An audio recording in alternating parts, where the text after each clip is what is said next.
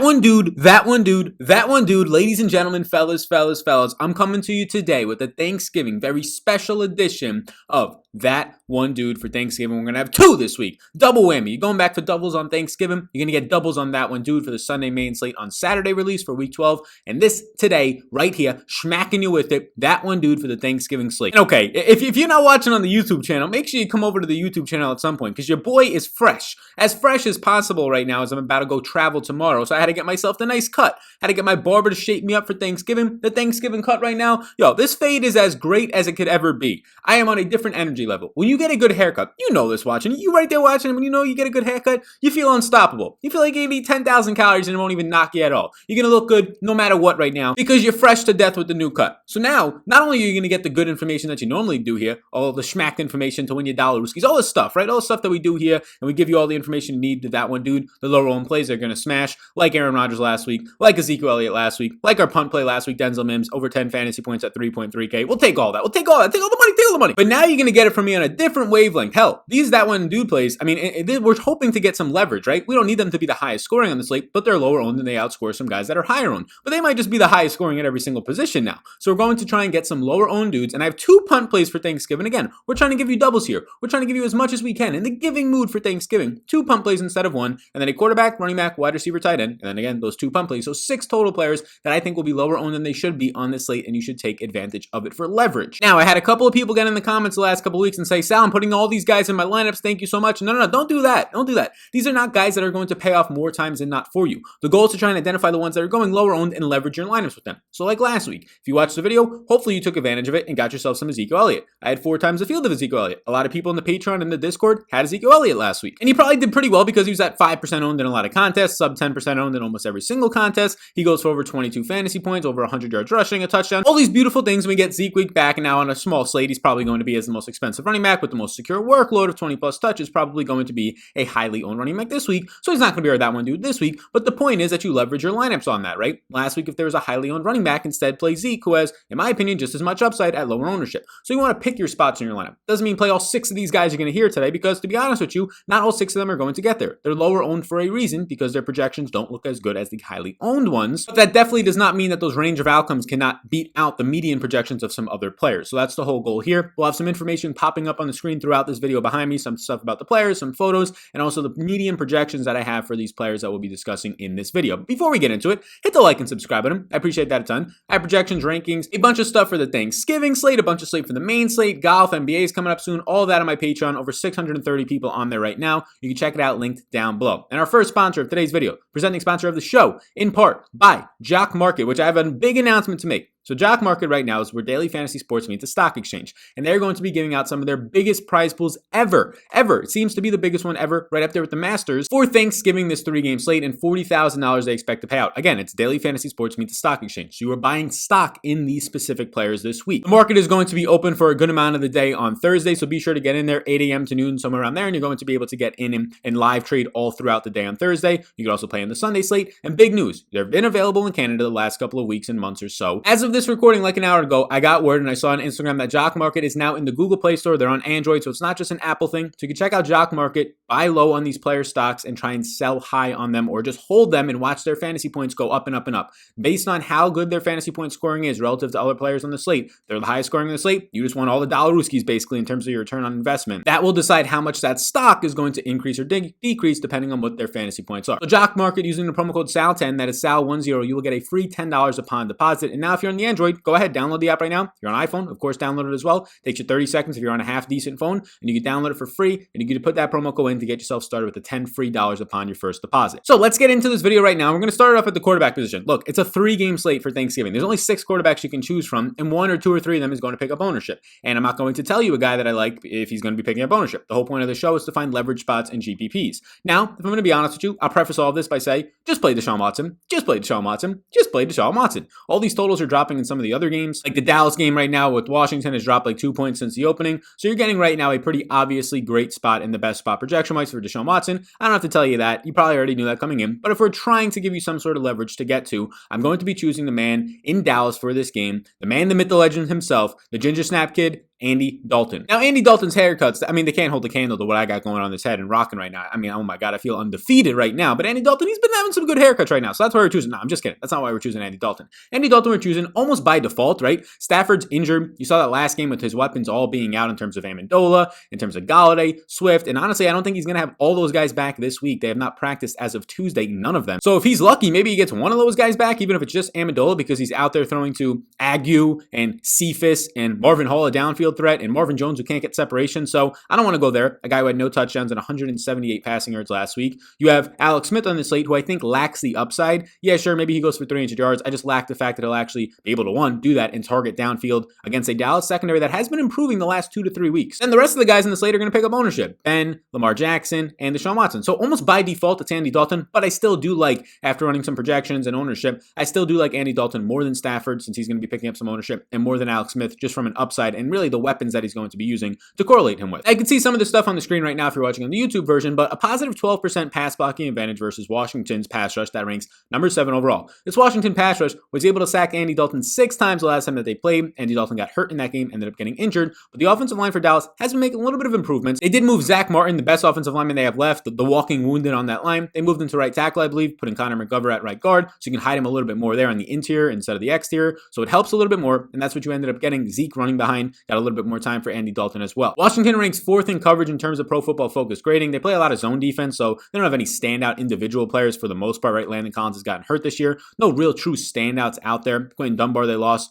He went over to Seattle. So it's mainly a team unit. A lot of that is going to be focused from their pass rush. When you're getting pressure on the quarterbacks, they don't have as much time to throw downfield. You're playing in a zone. It's really hard to get beat over the top and really hard to look that bad. Now, in 2 full starts for Andy Dalton, he's played about 2.5 games, but he left that game early with Washington, right? And really, if you count the Giants game where he came in for Dak, he's played like 2 half games and 2 full games. In those 2 full games, week 6 against Arizona, playing from behind, he throws 54 times, a touchdown, 266 yards, 2 picks, 1 was tipped, and he just had no time to throw in that game, only puts up 13 fantasy points. But to be honest, he didn't look bad in that game. Then he gets a good matchup, good defense last week against Minnesota, 203 yards, 3 touchdowns, only averages 6.3 yards per attempt. But look, that is a statistic and data point that is going to show efficiency, but you have to look deeper into it because he was playing with short fields. Of course, if you only have a 30-yard drive to get a touchdown, you're not going to be able to have 80 yards in that drive. It just doesn't add up. So when there's fumbles, a couple in that game by Minnesota, and you're working with a short field, then yeah, your drives are not going to be as long. You're not going to have 90-yard scoring drives when you start from the 30-yard line of your opponent. So he ended up having just 6.3 yards per attempt, but 19 fantasy points because he found 3 touchdowns in that game. He was graded with a 73 overall PFF grade, which is good to see, and 104 rating on a 69% completion rate last week. Andy Dalton looked good by all accounts. He looked good. Wasn't fantastic, wasn't bad by any means. He just looked good. Now, on this week, they're going to have the 2nd highest team total, and they're projected to run the most plays and be in the game in general that has the most plays run this week based on seconds per play. On average in this game, 22.2 seconds per play is what I'm personally projecting here. That is going to be 3 seconds per play faster than the next closest game on the slate. Now, 8 deep attempts is decent from what you're seeing in the first couple of games here. And then you can see my last bullet point on YouTube. It says, basically, he's the best of the worst. Just go with Watson. I actually do think there's some merit based on the team total to be getting to Andy Dalton stacks. I think that we're going to be talking about, we've said in some videos, maybe even in this video, some of the pass catchers that have some sneaky upside, and if anything, legitimate upside, and they're underpriced and going to be under-owned. So there's some correlation potential there. It's just tough to get away from Watson. But let's just say Andy Dalton comes in at 10% and Watson is 50%. Well, then it's a little bit easier. Does Andy Dalton beat out Watson 1 out of 5 times? The honest answer there is I don't think so. I really don't. If we're just talking about guys who get to 20, I think Watson gets there almost every single time in this matchup. He's going to be getting to 18 plus points, where Andy Dalton, that's going to be pushing closer to his ceiling. So if both of these guys stay healthy, yeah, I think if the ownership is 4 or 5x on Watson than Andy Dalton, you still play Watson there, right? It's not always just fading the highly owned guy. It's looking for leverage pieces. And the leverage is based off of projections, ceilings, and floors, and your overall lineup's ownership, which we can reduce from stacking. So the point here is on these higher slates, we actually have some legitimate, like Aaron Rodgers last week. Like we found some guys like Kirk Cousins a couple weeks back when he had his monster game, started off with 3 picks and then had a monster performance after that. These guys give us good leverage, but also good ceilings. On this slate where the slim pickings in terms of the lower owned guys, you're choosing between a Hurt Stafford, Alex Smith, and Andy Dalton. You don't have to go here, right? You can get different in other positions. You can leave money on the table. You can correlate your lineups with 5 guys in a game or team stack. That's what I'm probably going to be doing. So although Andy Dalton is that one dude, and I do like him when I'm building my lineups to try and get different if I do this, and don't just go like 100% of Deshaun Watson. Maybe I'll just stop there, 100% Deshaun Watson, or 100% of Lamar, Ben, and Deshaun Watson. If I don't do that, then I would be choosing Andy Dalton out of the rest of the guys. Let's now move over to that running back position. So getting into the running back position now, the running backs on this slate are going to be interesting, right? We're still waiting, as of my recording of this at least, to see what happens with DeAndre Swift, and maybe that opens up Kerryon Johnson and Adrian Peterson. Just big shrug emoji there. I think they'll both see like 10 carries on the ground. Yes, I think Kerryon Johnson sees more passing game usage. So a big shrug emoji. Whichever guy gets a touchdown there, I don't really have interest in any of those guys. We could expect DeAndre Swift to pick up ownership if he's in. We could expect Zeke to pick up ownership. I do think that some of these guys in the mid-range will pick up ownership, whether it is Antonio Gibson coming off of some really good games, but a lot of casual people who are going to be playing on this slate because it's Thanksgiving and a lot of people that don't normally play will be playing, might not even know who Antonio Gibson is or who J.D. McKissic is, right? So they may gravitate towards some names that they do know, like Ezekiel Elliott, like Adrian Peterson to an extent. Gus Edwards is now opened up, and so is Justice Hill on the bottom end. I don't think that Gus Edwards will be involved in the passing game, but he's going to project out for double-digit fantasy points at $4,000. You don't need it on this slate like I talked about, so ownership will be there. So a direct leverage off of him is his pass-catching running back in his backfield, who was pretty good in college ahead of Chris Carson, and that is Justice Hill. But these are not my that one dudes. A lot of them will be picking up ownership, but a guy that I don't think will be picking up all that much ownership, and the narrative on him this past month of the season is that he just flat out stinks now. And although I'm not going to be backing this guy as an elite running back in the league, I'm going to be saying that at least for fantasy in this week at $6,200, James Conner is our that one dude this week, and I like him a lot. Look, the narrative is that he's not been good and that he's been getting vultured and he's not the goal line back or the red zone back in this team. Just stop those narratives. You saw Benny Snell running a 1-yard touchdown after James Conner got them down there in a couple of carries, right? He has 15 red zone touches in the last 5 games, James Conner. He's 5th in the NFL with 7 goal line carries from the 1-yard line. That's 5th in the NFL. So you want to tell me that he doesn't have this usage on this team, right? The recent usage and the overall season usage, both in the red zone and on the goal line. So stop listening to those fantasy analysts out there that are just telling you that James Conner is not involved in this offense. James Conner, in the last 2 games, has run his most routes run in a 2-game span in the past 2.5 years since his rookie season when Le'Veon Bell was out there. 31 routes run 2 weeks ago and 26 routes run last week. So if you want to tell me that this guy is not involved in the offense when he's having literally top 5 usage in the goal line, top 10 usage in the red zone this year, he's been breaking tackles and evading tackles at a top 10 clip, and he's also running the most routes he's ever ran in his career in a 2-game span, basically. Okay, yeah, you're listening to the wrong guys. Come here, come to the guy who's got the sharp haircut, not to the 40-year-old man, wherever you're watching or listening, that's got the raggedy-ass haircut, right, and the stressed-out hair, whatever it might be. Come to the guy that's got the sharp fade. That's what we're here for, right? We're here to give you the good information and the nice views on the haircut. But in all seriousness, I do like him at this point right now, excluding the bad game script that you got in week 9. And I know you can't just throw that out there, but we're going to just throw that out there, right? It's Thanksgiving. Who gives a shit? We're going to forget about that one. But honestly,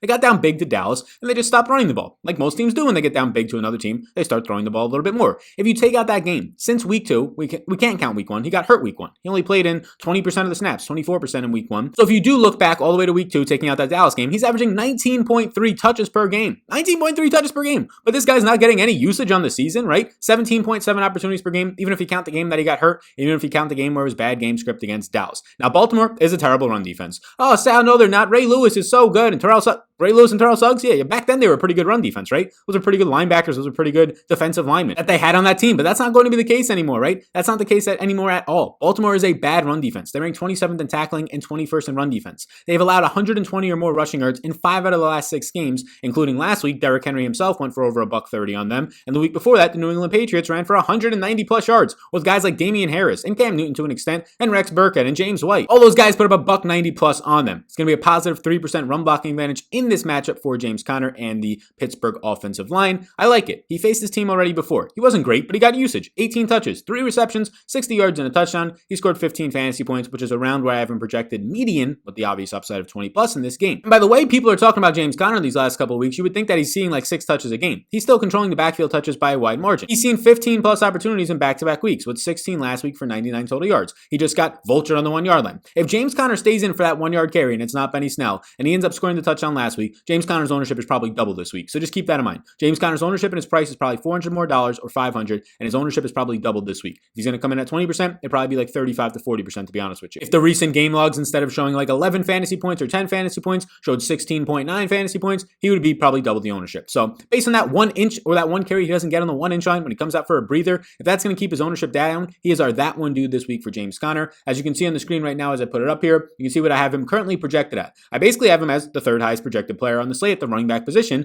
and he's going to be 2nd highest if DeAndre Swift is out. And based on his price point, that will make sense, but everybody's going to gravitate towards the guys below him. I don't have anything against the guys below him. I also think they're all pretty good plays, but if he's going to come in with not that much ownership, and fingers crossed the 7 or 8,000 of you to 10,000 that watch this don't skew the ownership too much for us in some of our main contests and smaller slate single entries and 3 maxes, well then yeah, we're going to be getting there. And if you want to see where all my other projections, rankings, ownership, all that type of stuff, you can check it out on Patreon, patreon.com/Sal_Vetri_ to see that exact thing you just saw and way more for every every single player and way more expanded details for every single player from a data standpoint and also analysis standpoint. So with that all being said, let's now get into the wide receiver position, which I think that when we're going to factor in the ownership, and fingers crossed again that this guy's ownership does not rise over the next day to day and a half, when we factor in the ownership, even if you count ownership, even if this guy was highly owned, I'd still like him a good amount based on the price point and usage. But when we factor in the actual ownership on this player, if it's going to be coming in as not one of the top 5 owned wide receivers in the slate, which based on the fact that there's a lot of good Steelers on the slate, Terry McLaurin's on the slate, you have some really nice Houston price tags on Will Fuller and Brandon Cooks, and then just where all the ownership disperses after that to different positions, I don't think we're going to have that much ownership on this Dallas Cowboys wide receiver. Can you guess which one it is?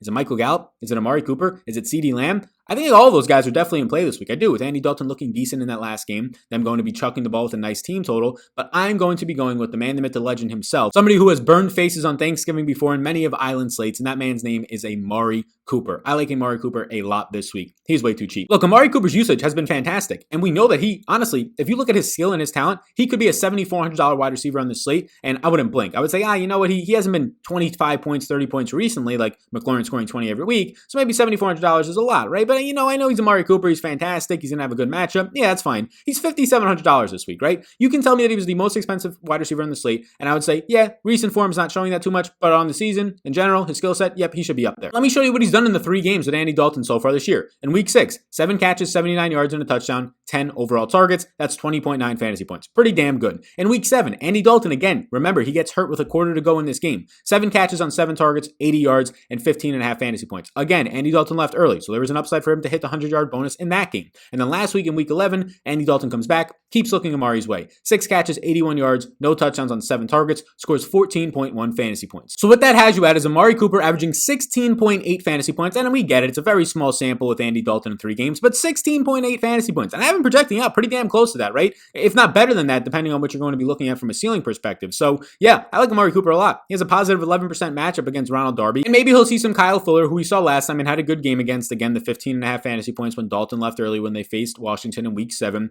Fuller allows 1 yard per cover snap, and Amari Cooper is fine. Good route runner. Did fine against him last time. Amari has a 17-pound advantage on Darby right now. He'll have a 12-pound advantage on Fuller. Sal, who cares about the weight? That stuff matters, especially when you're getting closer to the red zone and need just some sort of release off the line of scrimmage. When you have 17 pounds, probably of muscle, on another cornerback, it's going to be a lot easier to get some sort of separation, a lot easier to be physical after the catch. Amari is averaging 9 targets per game. That's number 8 in the NFL. He's number 6 in routes run so far this season, and he's running 39.2 per game. And even with Andy Dalton and some of these bad quarterbacks before Andy Dalton in there the last 3 games, he's still run 30-plus routes in all 3 of those games. Now, he's number 14 in the NFL with yards after the catch. He's just a physical receiver who gets good release off the line of scrimmage, and with these undersized cornerbacks going up against him, I think it's going to be even better for him to get even more yards after the catch. Dallas runs the 2nd most passing plays per game, so expect some upside here. And yet again, I think that this is a talent of a $7,000 plus wide receiver that you're getting for below $6,000. I'm hoping the ownership stays off of him due to all the other high-end wide receivers that you can get to, and a lot of people may be spending up at wide receiver and spending up at running back and paying down at tight end and paying down at quarterback and maybe punting Gus Edwards. It's going to leave this void spot in the mid-range at wide receiver where Amari Cooper is just waiting to crush the slate. That's our that one dude at the wide receiver position, Mr. Amari Cooper. As you can see, his projection and all that stuff was just up on the screen, value, super draft, all that type of stuff. Now, we have a brand new sponsor for the show. Before we get into the tight end and our 2 punt plays, be sure to stay tuned for that. We have a brand new sponsor on this show. They just got back to me today on this, and I'm very excited. MyBookie. And here's what MyBookie, a word from our sponsor, has to say. Thanksgiving is about traditions like turducken with mashed potatoes, yum, yum, yum, and betting on football with MyBookie's Turkey Day free play. Free sounds pretty good. Free dollar Ruskies, fellas.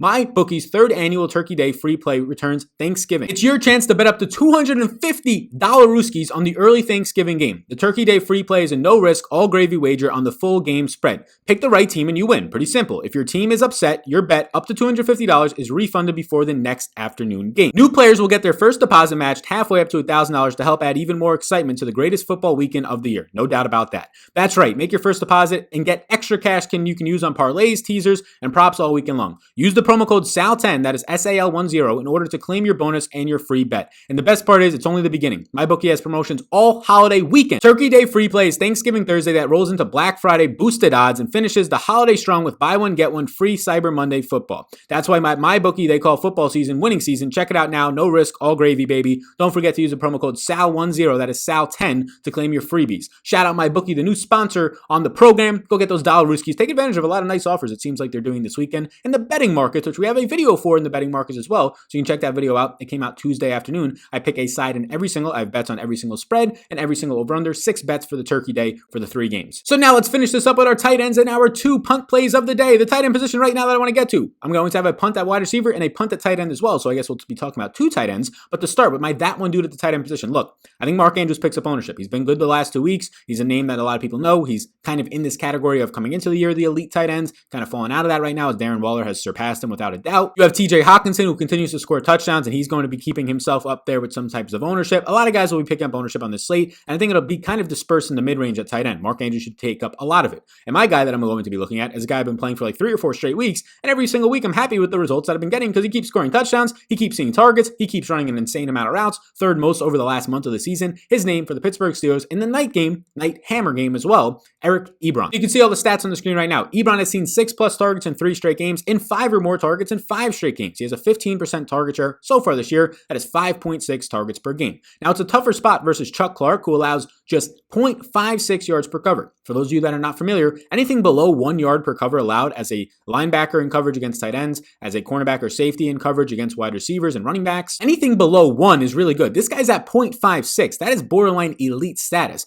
But Ebron did get the best of him when they faced each other earlier this season, having 4 passes caught on 5 targets for 48 yards and a touchdown. He finished as the tight end 3 in fantasy that week with 14.8 points, and he has a touchdown in 3 of his last 4 games. Now, Ebron's 11 red zone targets this year is 8th amongst tight ends. His 6 deep targets of 20+ yards downfield is 5th amongst tight ends, and he's running 30 routes per game, which ranks 8th overall. And again, he's top 3 in the NFL in routes run for tight ends after running 40+ routes last week over the last month of the season. Number 7 in tight end air yards as well, so you're getting those downfield targets that are being converted right now with Big Ben. Ben loves him. Ben's looking at him all downfield in between the 20s in the red zone when he gets there. His usage is elite right now. Yes, elite over the last month of the season. Go get yourself some lower owned Eric Ebron. And if I just pull up my projection on Eric Ebron, you can see that, well, you can't see all the other projections. You can sign up for Patreon down below if you want to see all the other projections and ownership. But Eric Ebron's ownership is going to be mild to maybe even low, depending on what happens over this next day of information and data coming in to jump up ownership, depending on the content that talks about him. But you'll have Dalton Schultz getting a little bit. You'll have Logan Thomas picking up his. You'll have Mark Andrews getting a good amount and TJ Hawkinson. So it'll be average ownership for a guy that I honestly might have my highest exposure to, Eric Ebron, in this matchup against Baltimore. So I do like it. You can see the projection right there, hovering around double-digit fantasy points. I like that a lot for Eric Ebron at just $4,100. And now we get to the part of the show, the punts. And what is a punt, Sal? Well, it's a spot where you're just looking for a really cheap option that can open up some salary for you.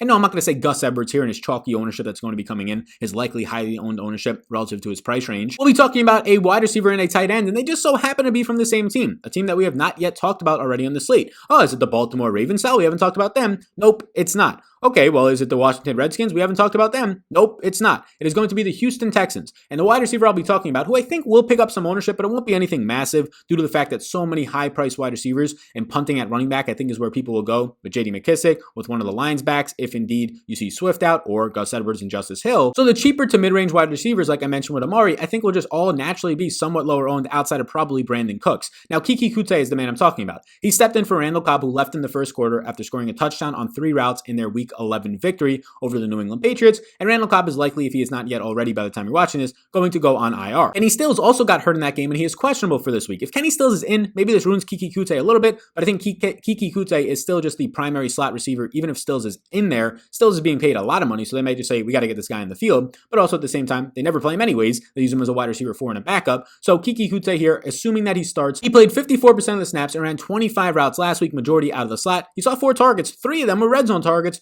2 catches, 10 yards, and a touchdown in that game. Ended up seeing basically double digits, right around 9 fantasy points. Now, if he indeed does start in the slot, he'll face Justin Coleman, who has been a really bad slot cornerback for the past year and a half for the Detroit Lions. He's allowing 1.1 yards per cover and a 74% catch rate. 74% of the targets thrown his way are caught by the opposing wide receiver. That is not good at all. Justin Coleman plays 85% of his snaps out of the slot this year. Now, Kiki Kute was drafted in 2018 by the Houston Texans out of Texas Tech, and in his first ever game, he was hurt for the first couple of games of that season, and I believe either Hopkins or Fuller Steeler was then out in his first ever game. He ended up posting 11 receptions, 109 yards on 15 targets with that said quarterback that he still has in Deshaun Watson. Now, he's not the greatest of athletes, and according to player profile, he does not have that great of a speed score, or his overall burst is not that good, but he's cheap. He's $3,400. So Sunday was only his second career touchdown ever, but this is what we're hoping for. We're hoping that he gets to start there. He plays somewhere around 60% of the snaps, and he sees 5 or 6 targets. On his high catch rate against a cornerback that's allowing a high catch rate, shorter target length, so it's easier to convert those passes. If you're getting 4 catches for 40 yards, and then the upside, of course, of a touchdown, that's not that bad at the price point, and then allows you to do anything else you want with your salary.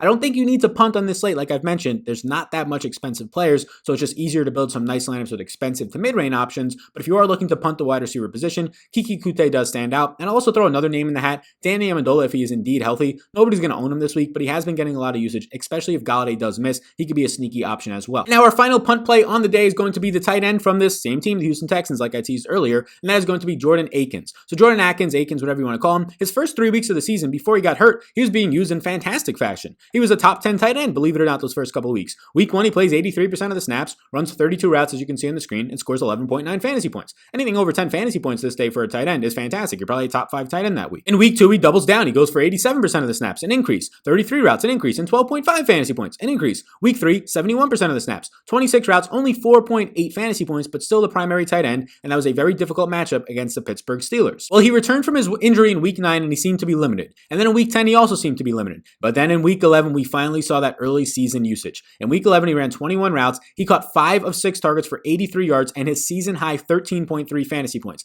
And he should have also had a 40-yard touchdown in this game. He could have smashed the slate. He could have been highly owned this week if he actually did this. So lucky for us, he won't be, because he ended up tripping. The defender tripped, and then he tripped over the tripping defender. Otherwise, it would have been a blown coverage for a 40-yard touchdown. So he's a cheap tight end that has a similar chance to get in the end zone as honestly any other tight end on the slate if he's going to run 20 to 25 routes and see 3 to 5 targets in this game. His 10.6 yards per target is number 4 amongst tight ends, and his catch rate of 85% is second amongst all tight ends. He's getting the number 1 target accuracy his way amongst all tight ends. So what that means is that Deshaun Watson, when he's targeting him, is very accurate. Short passes, you might be saying, but that's not the case. 10.5 average yards per target, or 10.6, means that this is not that short of passes. So Deshaun Watson just has a very good connection with Akins right now, and his number 10 yards per route run is a great indicator of success. These are all fantastic stats to see for Akins. All we had to see was his usage increase, and that is exactly what happened last week when he ran 20 plus routes and saw those 6 targets. Jordan Akins is going to be our punt play, our second punt play behind Keke Coutee, and our punt tight end play if you were to stack one up this week with your quarterbacks or just try and get one in there. So that's it, gang. Those are our 4 position players, our 2 punt plays on the week. Thank you so much for tuning in to our That One Dude video. We will have a tomorrow showdown video going up. Check out all the other videos on this channel. We have 2 other videos, a betting video and a main slate breakdown for the Thursday slate. Every single position we'll go through. Friday, you'll have our final thoughts on the week 12 slate for Sunday. Saturday, That One Dude. I will not be streaming on Sunday because I will be traveling back home from the holiday. First time in 2 years. I'm very sad that I'm not going to be doing that, but you have all the other content. So be sure to sign up for Patreon. So Sunday morning, you can get access to the Patreon Closing Thoughts podcast, where I discuss in-depth strategy of how to win the slate, how to leverage the slate to set yourself up the best to beat your opponents. You can find that down below, patreon.com/Sal_Vetri_ to check it all out.